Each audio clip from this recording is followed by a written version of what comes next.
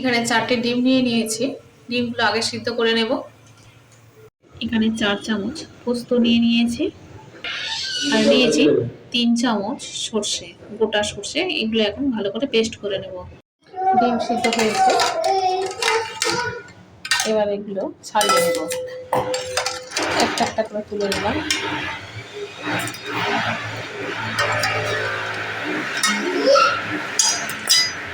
ডিমগুলো অল্প অল্প করে একটু ছুরির সাহায্যে চেলা করে নিতে হবে।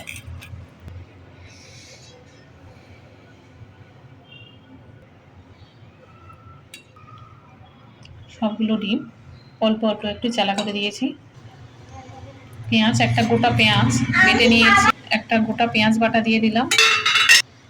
অর্ধেক চামচ আদা বাটা, অর্ধেক চামচ, অর্ধেকের একটু কম চামচ রসুন বাটা, 1 চামচ হলুদ গুঁড়ো, 1 চামচ জিরা গুঁড়ো, 1 চামচ লাল লঙ্কার গুঁড়ো, 1 চামচ ধনিয়া গুঁড়ো, স্বাদ অনুযায়ী নুন দিলাম, দই দেব, প্রয়োজন মতো দই দিলাম। সর্ষে আর পোস্তটা একসাথে পেস্ট করে রেখেছিলাম, সেটা ঢেলে দিলাম। 1 চামচ সর্ষের তেল দিলাম। সমস্ত মশলা দেওয়া হয়ে গেছে। এবার ভালো করে এটাকে মাখিয়ে নিতে হবে। চামচের সাহায্যে এগুলো ভালো করে মাখিয়ে নিচ্ছি।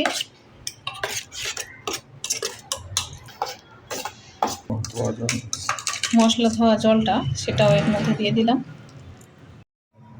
উপর থেকে আর একটু তেল ছড়িয়ে দিলাম, সর্ষের তেল।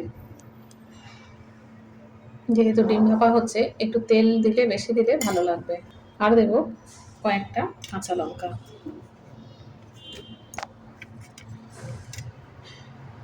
এবার এটাকে ভালো করে ঢাকা দিয়ে দেব। জল ফুটছে, তার মধ্যে এক টুকরো লেবু কেটে ফেলে দিয়েছি, কারণ ওই ভেতরটা সাদা হয়ে যায়, দাগ দাগ মতো হয়ে যায়, আর কালো একটা স্পট হয়ে যায়, সাদা সাদা গুঁড়ি গুঁড়ি হয়ে যায়, ওটা আর হবে না। সেই জন্য লেবুর টুকরোগুলো ফেলে দেওয়া। যাই হোক বন্ধুরা, দুটো এলাচ আর একটু দারুচিনি আর লবঙ্গ একটু থেঁতো করে দিয়েছি, এগুলো এর মধ্যে দিয়ে দিলাম। যাই হোক, আর একটা কথা বলবো, আগের যে টিফিন বক্সে নিয়েছিলাম সেটা দেখি ঢাকাটা আটকাচ্ছে না, তাই আমি চেঞ্জ করে দিয়েছি। জলটা বেশ গরম হয়েছে, এবার টিফিন বক্সটা এর মধ্যে আস্তে করে বসিয়ে দেবো।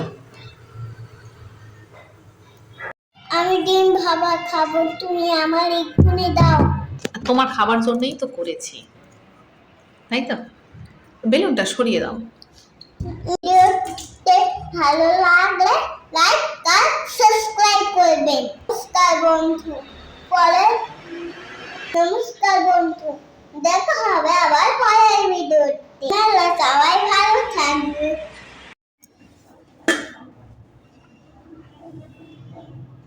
গন্ধটা খুব সুন্দর বেরিয়েছে, অসাধারণ হয়েছে।